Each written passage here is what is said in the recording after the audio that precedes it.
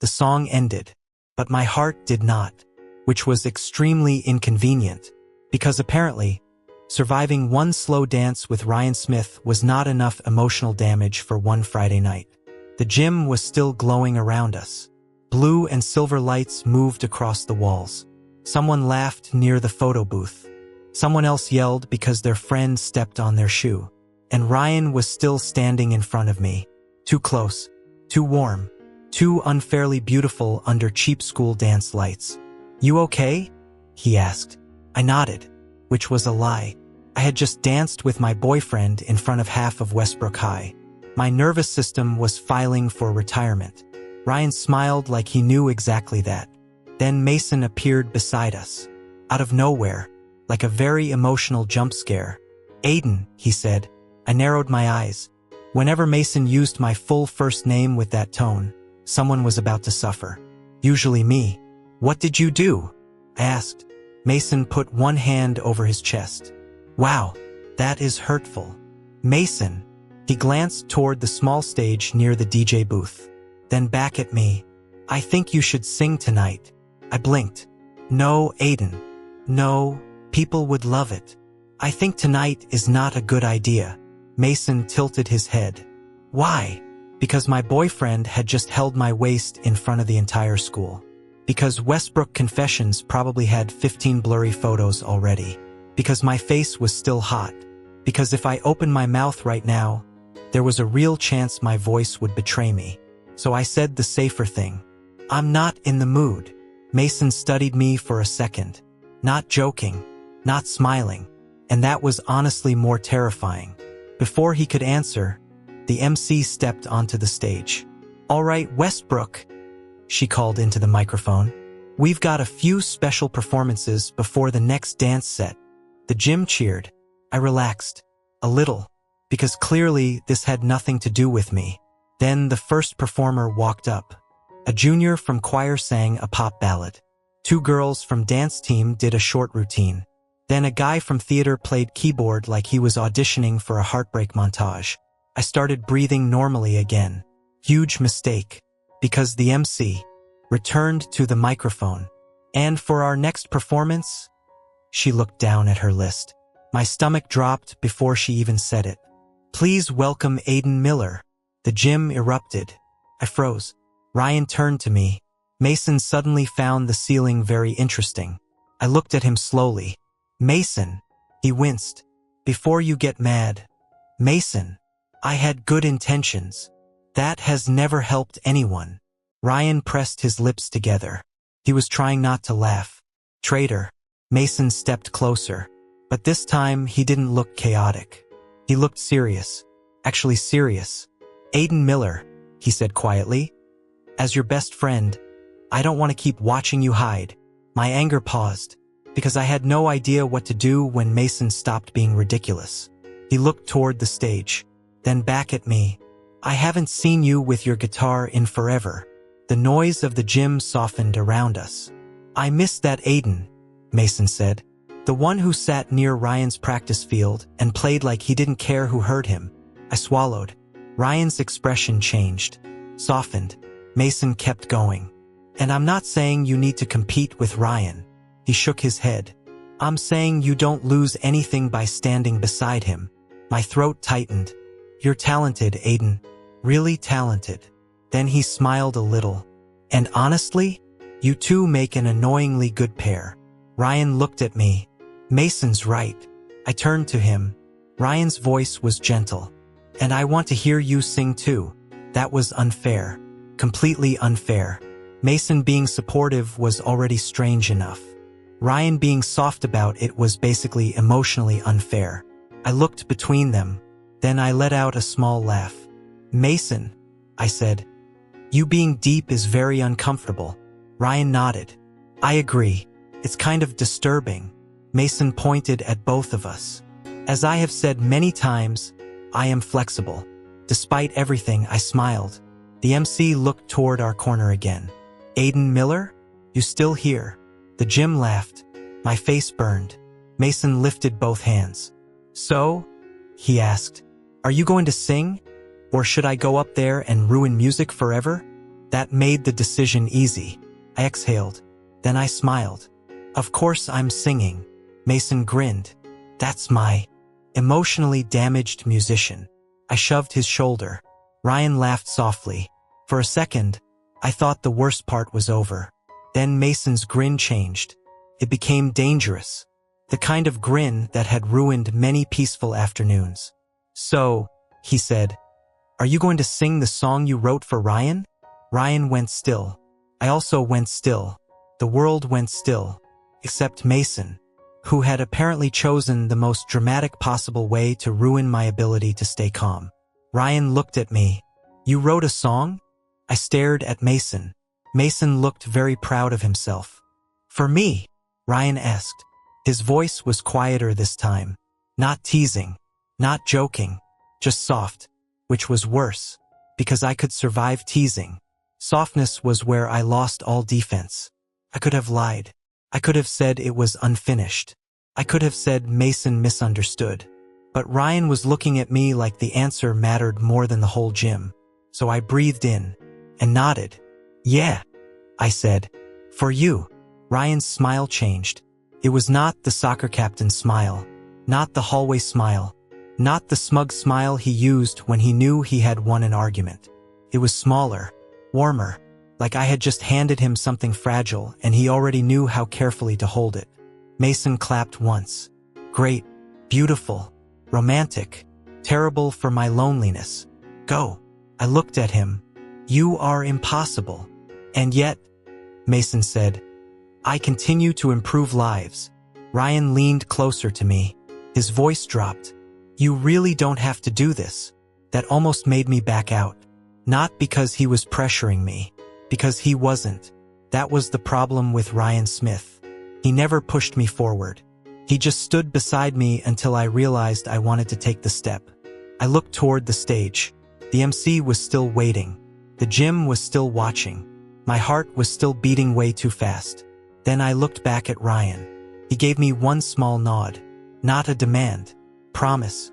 I could do this. And if I couldn't, he would still be there. I exhaled. Then I walked toward the side of the stage, where my guitar was waiting. Mason had apparently talked to the music club before I even walked into the gym. Because of course he had planned every crime in advance. The gym started. Cheering again. Someone whistled. Someone yelled, Go Aiden! And because Westbrook High had never respected privacy, a few people immediately turned toward Ryan. Ryan did not hide. He just stood there, hands in his pockets, eyes on me, like I was the only person in the room. That should have made me more nervous. Somehow it made me steady. I stepped onto the stage. The lights hit my face. For 1 second I forgot how to breathe. Then I adjusted the microphone. My fingers found the guitar strings. The gym quieted. Not completely, but enough. Enough for me to hear my own heartbeat. Enough for me to see Ryan near the front. Enough for me to remember what Mason said. I did not lose anything by standing beside him. Maybe I didn't. Maybe I was never supposed to be smaller just because Ryan was bright. Maybe love was not a spotlight stealing mine. Maybe it was someone standing under it with me. I leaned toward the microphone.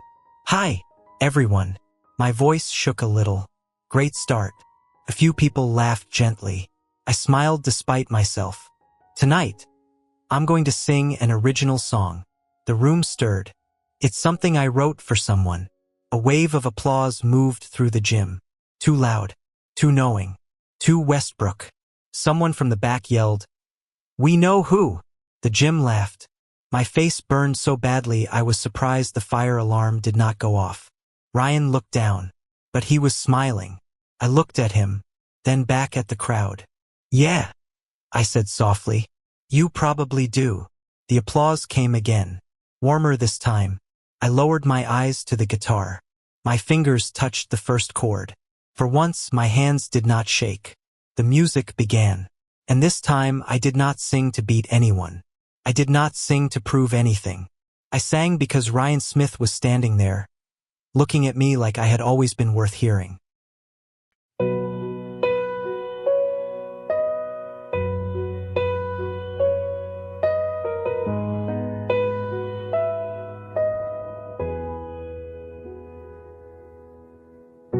I used to know your footsteps before I knew your name.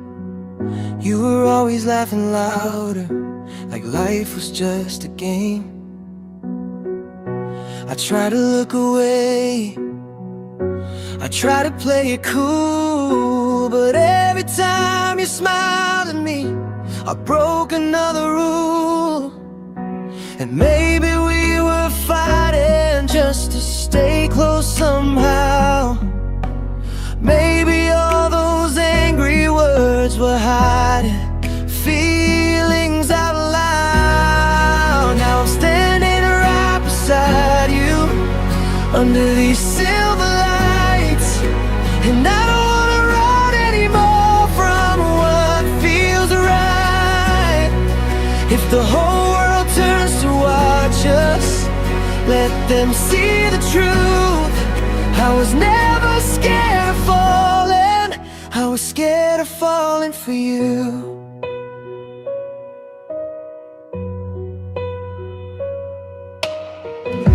You knew when I was nervous, you saw through my disguise. You made the hallway quiet with one look in your eyes.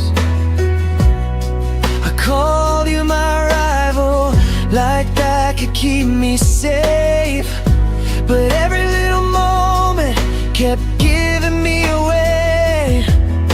And maybe we were pretending we didn't feel this much, but my heart kept answering every time we turned. Now I'm standing right beside you under these silver lights, and I don't wanna run anymore from what feels right.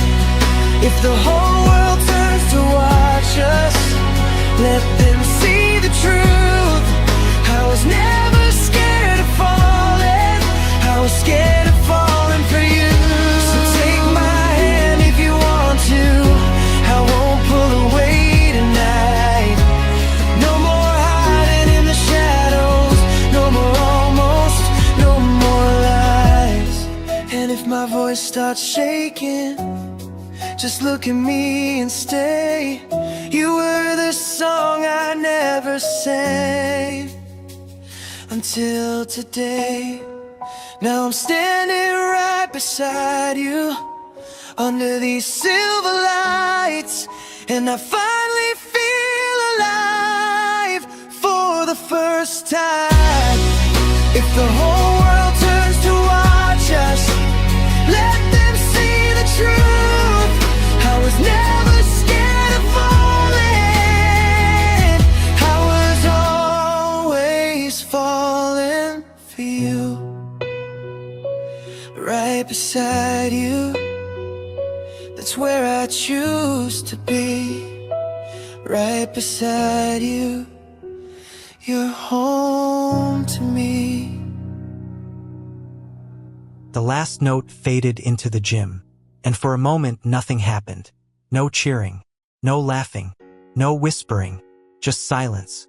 The kind of silence that made my heart panic. My fingers stayed on the guitar strings. My eyes stayed on Ryan, and Ryan's eyes stayed on me. The whole gym was still there. The lights, the balloons, the silver decorations, the half-empty cups near the refreshment table. But somehow all I could see was him, Ryan Smith, standing under the blue lights, looking at me like I had just handed him my whole heart in front of everyone, which unfortunately was exactly what I had done. 5 seconds passed, maybe 10. I started wondering if I had accidentally ruined the entire social structure of Westbrook High. Then someone clapped. Once, then again, then another person joined, and suddenly the whole gym erupted. People stood up. People cheered. Someone whistled so loudly I genuinely worried for their lungs. The sound hit me all at once. Applause, cheering, laughter, warmth, not mockery, not judgment, just noise, happy noise. Then someone yelled from the back of the gym, "Was that Aiden Miller's public confession?" The room burst into laughter. My face went nuclear. Ryan looked down, smiling. I should have stepped back. I should have bowed awkwardly. I should have said thank you into the microphone like a normal person with basic survival instincts. Instead, I set my guitar down and walked straight toward Ryan. The crowd noticed immediately. Of course they did. This was Westbrook High. Privacy had graduated years before any of us. Ryan watched me come closer. His smile softened. "Hi," he said. That was all. Just hi. Like I had not just sung an entire love song for him in front of our school. Like I was not barely surviving the moment. I stopped in front of him. "Hi," I said back. My voice was barely there. Ryan's eyes searched mine. "You okay?" I laughed under my breath. "No," he smiled. "Good no or bad no?" I looked around. People were still watching, still smiling, still waiting. But there was no cruelty in it. No sharpness. No hidden joke. For once, it felt like the whole room was not trying to expose us. It felt like they were celebrating us. So I looked back at Ryan. "Good no," I said. Then I kissed him. It was soft, quick, not dramatic, not movie perfect. But the gym lost its mind anyway. People cheered. Someone stomped their feet. Someone yelled, "Finally!" And somewhere in that chaos, I heard what sounded suspiciously like Mason shouting, "I support love and also snacks." That should have ruined the moment. Somehow it made it better. Ryan laughed softly as I pulled back. My face burned from head to toe. He looked happier than I had ever seen him. "You just kissed me in front of everyone," he said. "You noticed." "A little." I rolled my eyes. He reached for my hand, carefully, like he still wanted to give me a choice. I took it before he could overthink. And this time I did not pull away. The school dance slowly came back to life around us. The DJ started the music again. People returned to the dance floor. The lights kept spinning. The night continued like nothing had broken. Maybe because nothing had. Maybe something had finally healed. For a while, Ryan and I stayed near the edge of the gym. Not hiding, not performing, just standing there side by side, which felt better than any spotlight. And right then I felt grateful for Mason, which was not a sentence I trusted myself to think often. But maybe this time his chaos had saved something.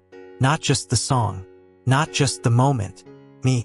Because standing there beside Ryan, with people still smiling around us, I realized something Mason had been trying to tell me. I was not smaller because Ryan was bright. I was not disappearing. Not to him. Not to my friends. Not even to the people watching. Maybe I had been the only one who kept seeing myself that way. Then I looked around. Because something was wrong. Very wrong. Mason was not beside us. And in moments like this, Mason was supposed to appear out of nowhere and say something emotionally illegal. I scanned the gym. He was not near the snack table. Concerning. He was not in the loudest part of the room. Even more concerning. He was not trying to convince someone that cupcakes counted as emotional support. Terrifying. Then my eyes stopped near the hallway doors. Mason stood in a quiet corner. Alone. Still. Looking strangely pale. For Mason, that was basically a crisis. I squeezed Ryan's hand. "I'll be right back." Ryan followed my gaze. His smile faded a little. "Is he okay?" "That's what I'm about to find out." I walked toward Mason. He did not notice me at first, which was another warning sign. Usually Mason could sense drama from 3 classrooms away. I stopped beside him. "Mason," I said carefully. "What happened? Did the dessert table start a rebellion in your stomach?" He turned his head slowly. He looked like someone had stolen his lunch, and possibly every snack he had ever trusted. "Aiden," he said. His voice was hollow. "I have been robbed." I stared at him. "Robbed of what? Your dignity?" "Because that disappeared in middle school." Mason looked personally wounded. "My first kiss." I froze. "What?" He nodded gravely. "My first kiss has been stolen." I blinked, then looked around the gym. "Tell me which unfortunate person was involved." "Aiden." He dragged out my name like I had betrayed him. "I am the injured party." "Right? Sorry." I lifted both hands. "Tell me what happened." Mason inhaled deeply. "While you were singing, I went to the refreshment table to get water. I waited. He paused. Because even in emotional disaster, Mason believed in dramatic timing. And, I asked, did a cupcake take your first kiss? He glared at me. I'm trying to process. You're trying to create suspense. Both can be true. I sighed. What happened at the refreshment table? Mason looked toward the hallway doors. I grabbed a cup of water. Then I turned around too fast. Oh no. And I tripped. I nodded slowly. So you kissed the floor. His glare became stronger. No, Aiden. He swallowed. I turned too fast, slipped, and bumped right into Jacob Anderson. My eyebrows rose. Jacob Anderson? Mason covered his face with both hands. How right into? I asked. He groaned. First kiss right into. For 1 second, I said nothing, because sometimes the universe handed you a perfect moment, and you had to respect the art. Then I whispered, "Oh my God." Mason groaned. Don't sound entertained. I'm not entertained. You're extremely entertained. I'm professionally concerned. You're smiling. I have a concerning face. Mason lowered his hands. He looked tragic. Jacob Anderson was not just anyone. He was the kind of guy people whispered about in AP classes. Smart, quiet, rich apparently, annoyingly handsome in a clean, academic way. The kind of boy who wore sweaters and somehow made them look intentional. Girls liked him. Teachers trusted him. Parents probably saw him and thought, yes, that child definitely submits forms early. But Jacob was not loud about any of it. He was not like Ryan. Ryan entered a room and the room immediately knew. Jacob entered a room and quietly became the best student in it. He only helped when asked, only answered when called on, only spoke first if the building was on fire. Maybe, honestly, even then, he would probably raise his hand first. I looked back at Mason. This might be bigger news than me singing for Ryan tonight. Mason stared at me. I hate you. No, you don't. I'm considering it. What happened after? Mason made a wounded sound. I spilled the entire cup of water on him. I pressed my lips together. That's very on brand. He probably went home. Mason, I said slowly. I mean after the accident. What happened between you two? Mason looked down at his shoes. He asked if I was okay. I softened a little. And then he just left. That's it. I followed him to apologize. Mason rubbed the back of his neck. I thought he would be upset. But he wasn't. His voice got quieter. He just smiled and said it was okay. I watched him carefully. Mason was trying to sound dramatic. But underneath it, he looked confused. Really confused. Like Jacob's kindness had shaken him more than the accident itself. And now? I asked. Mason looked at me. Now I lost my first kiss and somehow feel like a burglar who got forgiven by the homeowner. I stared at him. Then I laughed. He gasped. Aiden, I'm sorry. No, you're not. I'm a little sorry. You are glowing with betrayal. Ryan walked over then. He looked between us. What's going on? Mason pointed at him immediately. No, absolutely not. Soccer captains are not invited into this pain. Ryan looked at me. I looked at Mason, then back at Ryan. Mason accidentally kissed Jacob Anderson. Ryan's eyes widened. Mason made a sound no healthy person should make. Aiden Miller. Ryan tried. He really tried. But then he laughed. Not loudly. Just enough to destroy Mason emotionally. I trusted both of you, Mason said. No, you didn't, I replied. He sighed. That's fair. Ryan smiled, still trying to recover. Was Jacob okay? Mason deflated.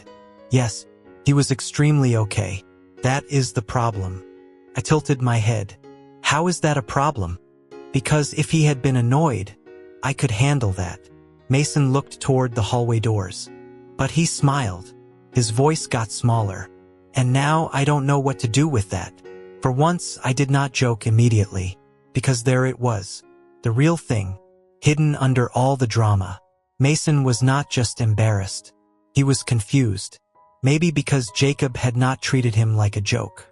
Maybe because, for once, Mason did not know how to turn the moment into one. Ryan's hand brushed mine. Quietly, a reminder, comfort. I looked at Mason. Maybe you don't have to do anything tonight. He glanced at me. Really? Really? You can go home, panic, open the fridge 17 times, and pretend you're looking for answers in leftover pizza. Ryan nodded. That sounds healthy. Mason pointed at him. I don't need judgment from Mr. Public Love Song. Ryan lifted both hands. Fair. I grinned. Besides, Jacob said it was okay, right?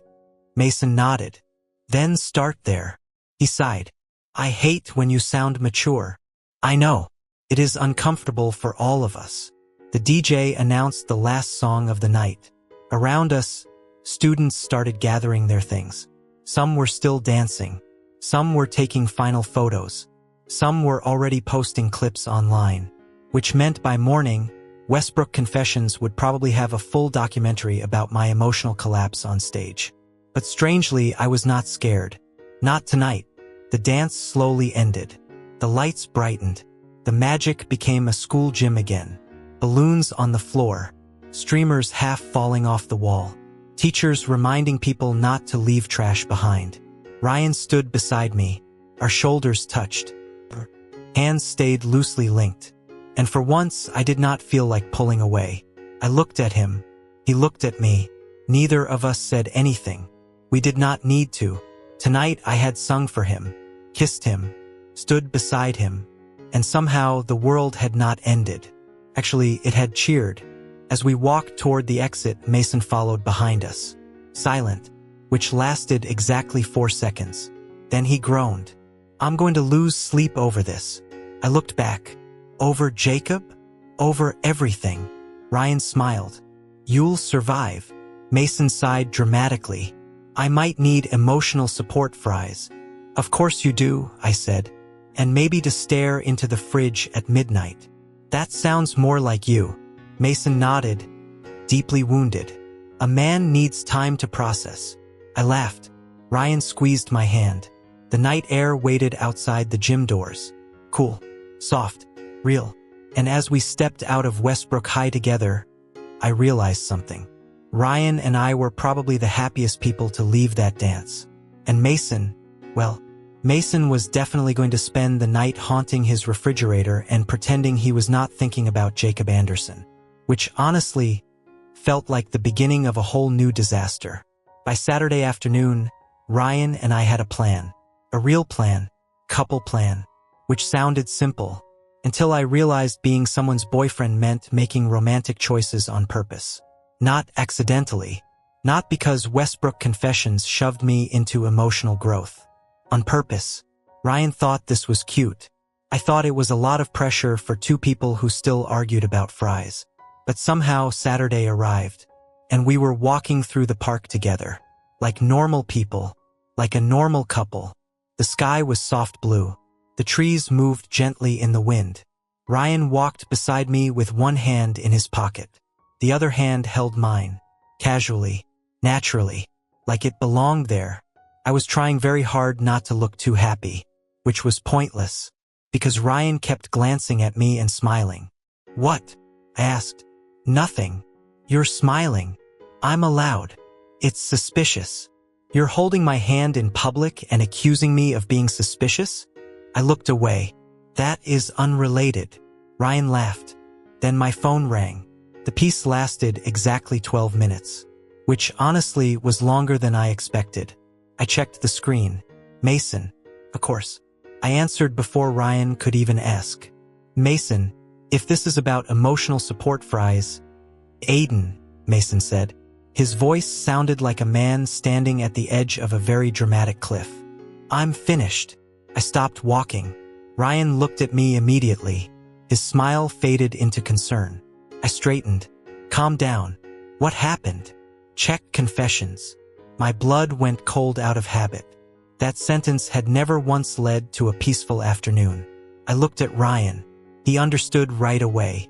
Without a word, he took out his phone and opened Westbrook Confessions. I leaned closer, and there it was. A photo of me on stage, holding my guitar, blue and silver lights around me, my face turned toward Ryan. The caption read, Aiden Miller's public confession?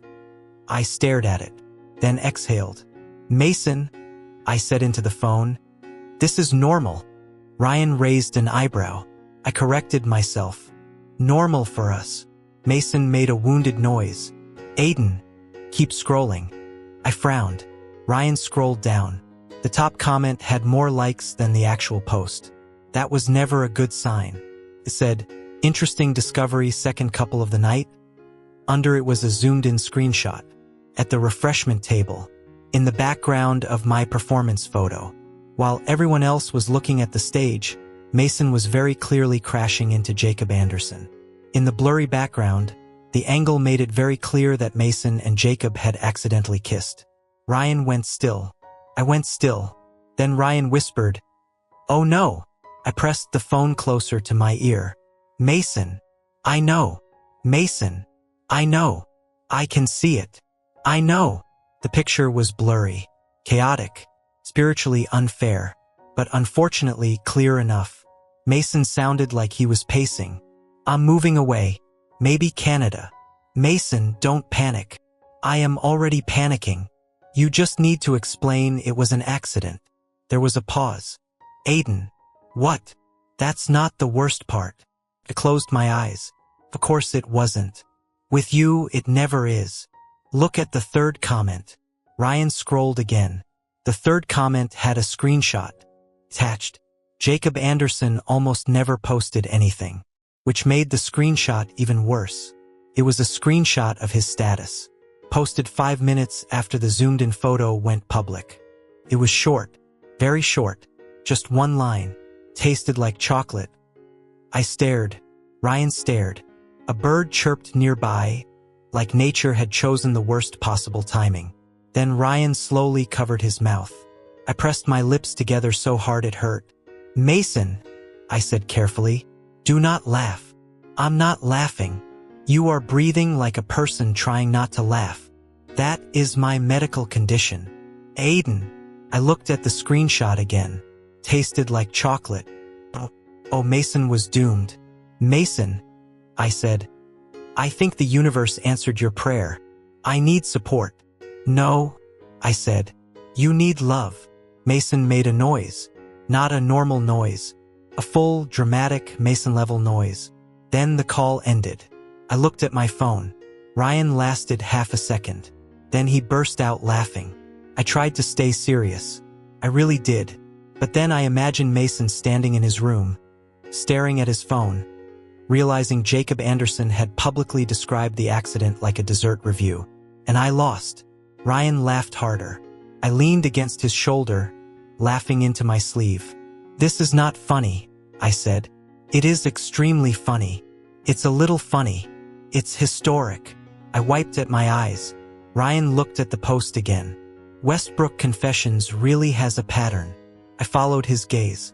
First us, now Mason. That ridiculous page had turned my life upside down. It had exposed things I was too scared to say. It had embarrassed me, terrified me, and somehow it had led me here, walking through the park on a Saturday afternoon, holding Ryan Smith's hand. I looked at him. You know, I said, this stupid page kinda helped us. Ryan smiled. Kind of. I narrowed my eyes. Don't make me compliment it too much. He squeezed my hand. Fair. For a while we kept walking. The Mason disaster stayed behind us. Mostly because Ryan kept randomly muttering, it tasted like chocolate, and then laughing again. I told him he was immature. He said I was the one dating him. Unfortunately, he had a point. By evening, we ended up at a small Italian restaurant downtown. Ryan insisted it counted as romantic. I said any place that charged extra for bread was morally complicated. He told me to stop judging the economy. We got a table near the window. The sky outside had turned gold. Ryan ordered pasta like a normal person. I ordered pasta like a person entering a battlefield. Because the menu had mushrooms. Everywhere. Mushrooms in cream sauce. Mushrooms in ravioli. Mushrooms hiding in descriptions like small edible villains. Ryan watched me read the menu. You're doing it again. I did not look up. I am protecting myself. From mushrooms? From betrayal. He laughed. You know you can just ask for no mushrooms. That's what they want me to believe. The waiter came by. I sat up straighter. No mushrooms, please. The waiter nodded. Ryan looked proud of me, like I had just completed a personal growth arc. When the food arrived, I inspected it carefully. Ryan leaned closer. You trust me with your heart, but not this pasta? My heart has better judgment. Does it? I looked at him, then at our hands under the table. His fingers were loosely touching mine. Quiet, warm, not asking for attention. Just there. I looked back at him. Recently, yes. His smile softened, and just like that, the restaurant felt warmer. Dinner was easy, almost too easy. We talked about school, about music, about Ryan's next soccer season, about whether Mason would actually talk to Jacob or simply avoid every refreshment table forever. Ryan said Mason would be fine. I said Mason would need 3 business days and a family-sized bag of chips. After dinner, we walked to the movie theater. The sign glowed above us. Ryan stopped near the entrance. So, he asked, what are we watching? I stood taller. Horror. Ryan blinked. Horror. Yes. You sure? Of course. He tilted his head. Our first date was Marvel. Exactly, I said.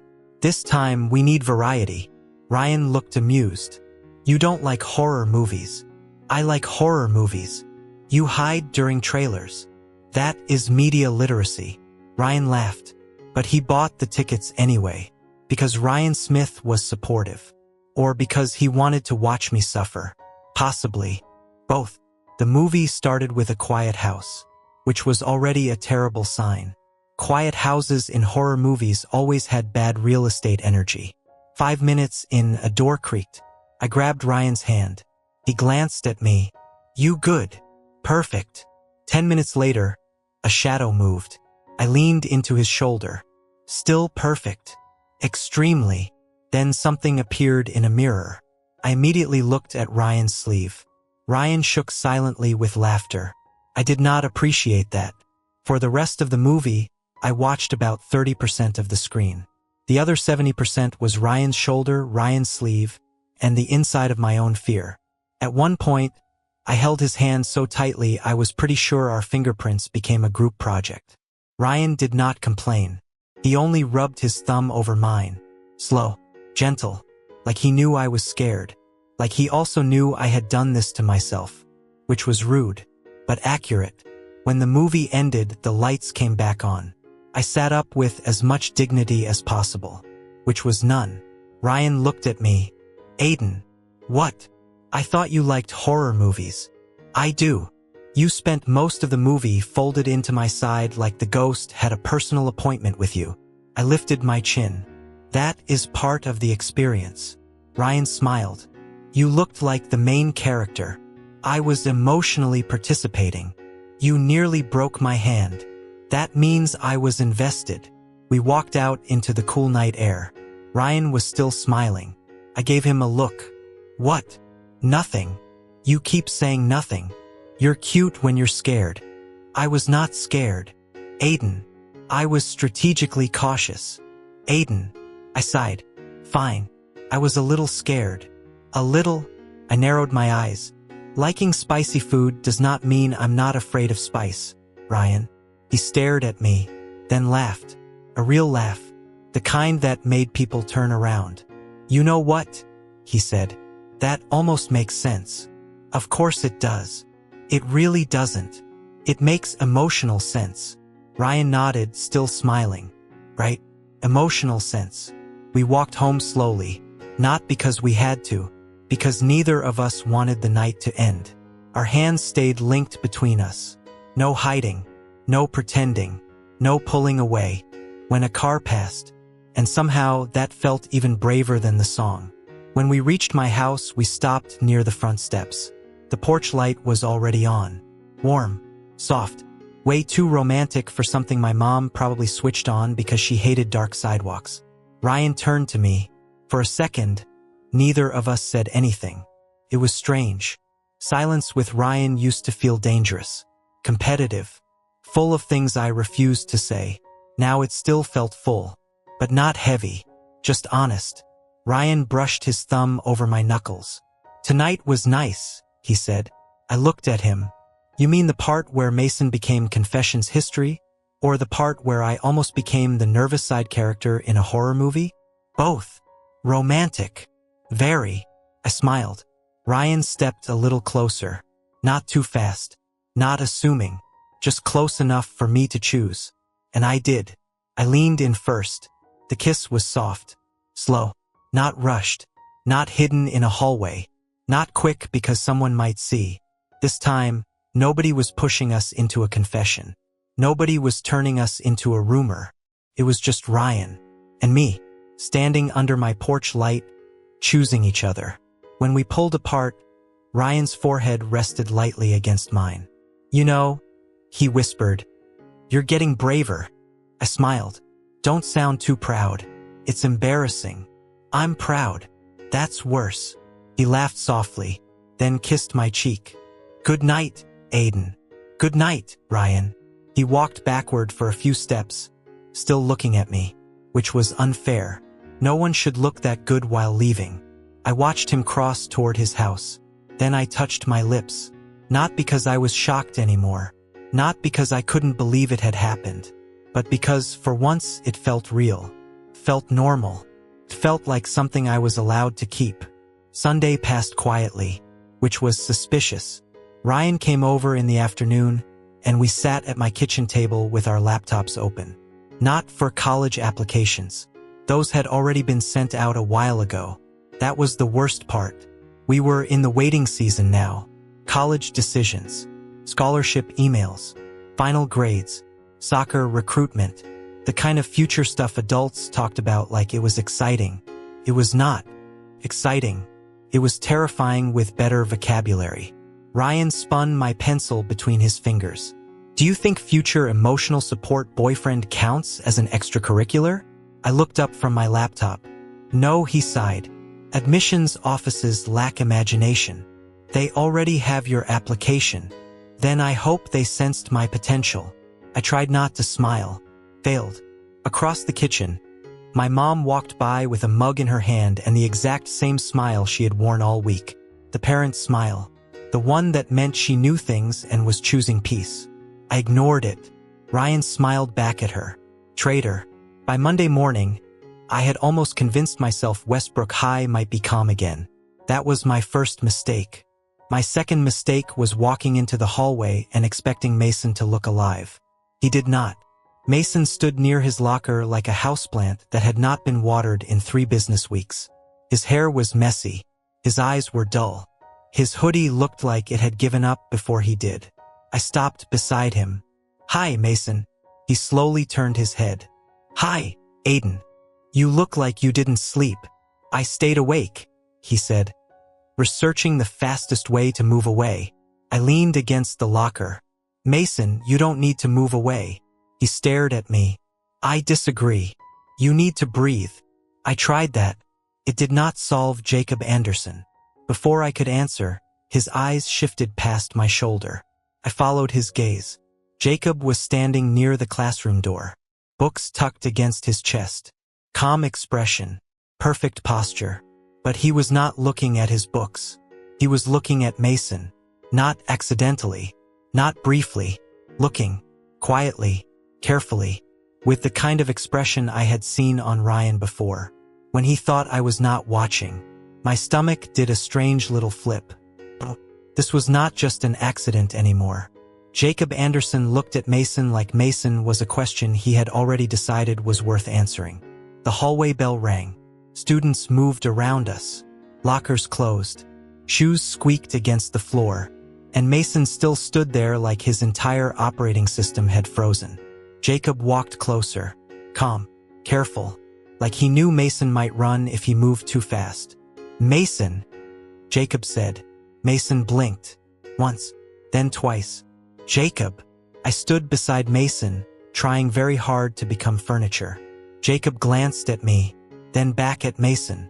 Are you avoiding me? Mason's mouth opened. No sound came out. That was new. Mason without sound was like a cafeteria without fries. Deeply unnatural. I'm not avoiding you, Mason said finally. Jacob raised one eyebrow. You hid behind a vending machine this morning. Mason looked offended. That was not hiding. That was strategic standing. Jacob's mouth twitched. Almost a smile. I'm not mad. Mason went still again.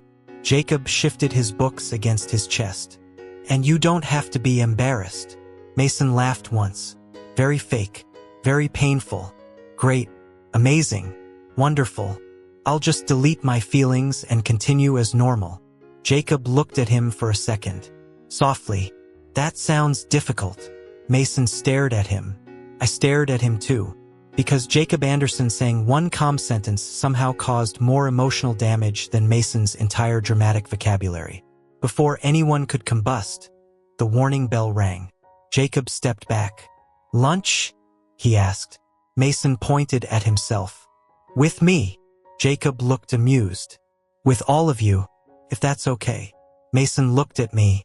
His eyes screamed betrayal in advance. I smiled. Sounds okay to me. Mason whispered, Aiden.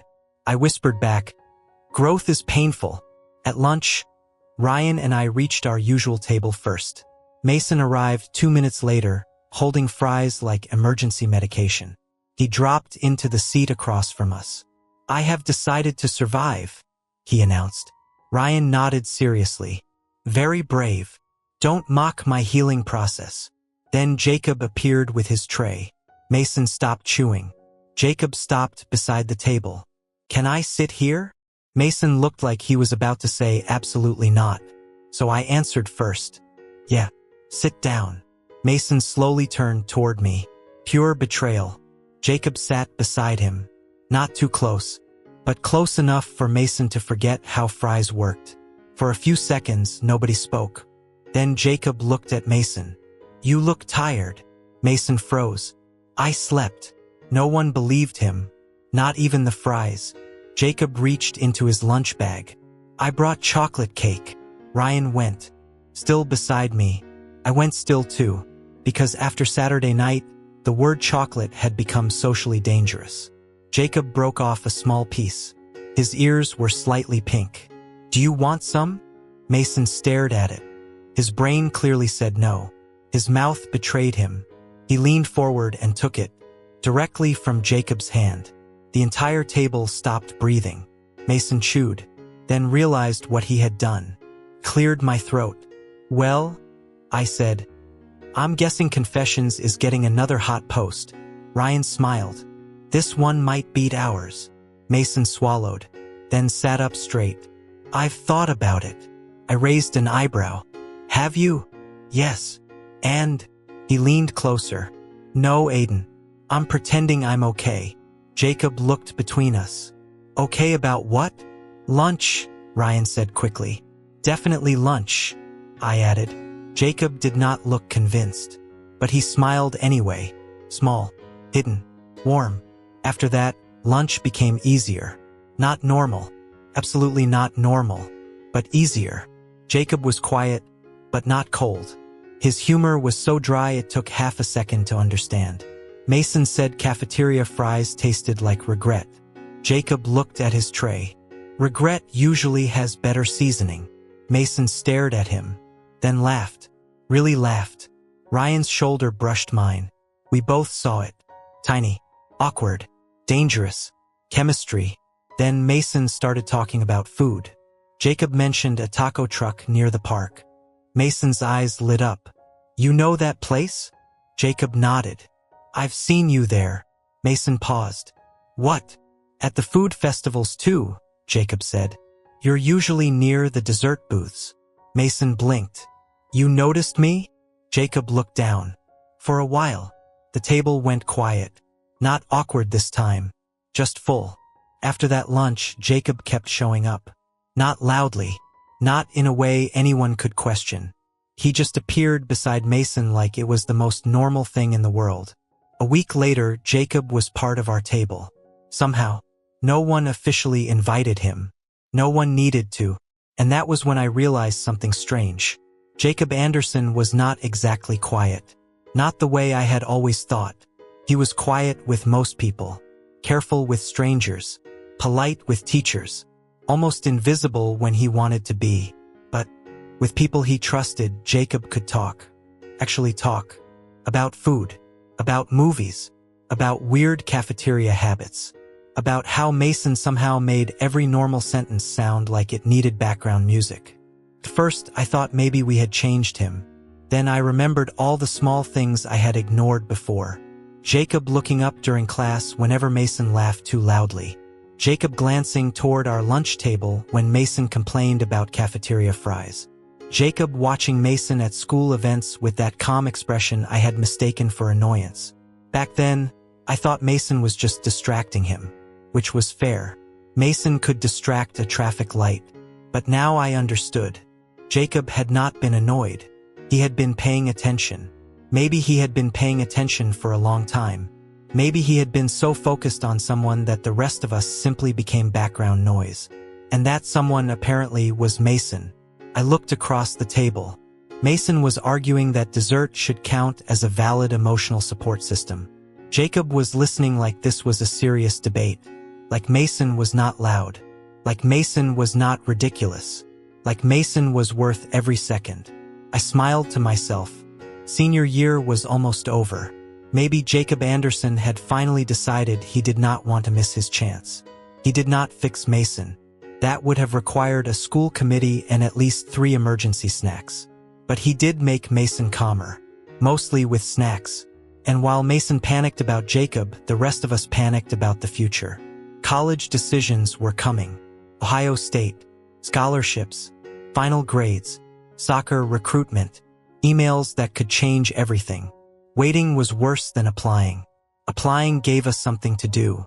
Waiting only gave us time to imagine every possible ending. One afternoon in the library, Mason looked at all of us over his laptop. "So," he said quietly, "if Ohio State says yes, are we all actually going?" No one answered right away. Ryan's knee touched mine under the table. Jacob looked at Mason. I looked at all of them. Ohio was not just a school anymore. It was a maybe, a terrifying, hopeful maybe. His thumb moved softly over mine, the same quiet promise he always gave me when the future felt too loud. Ryan squeezed my hand. "If we can," he said. Jacob nodded. "If we can."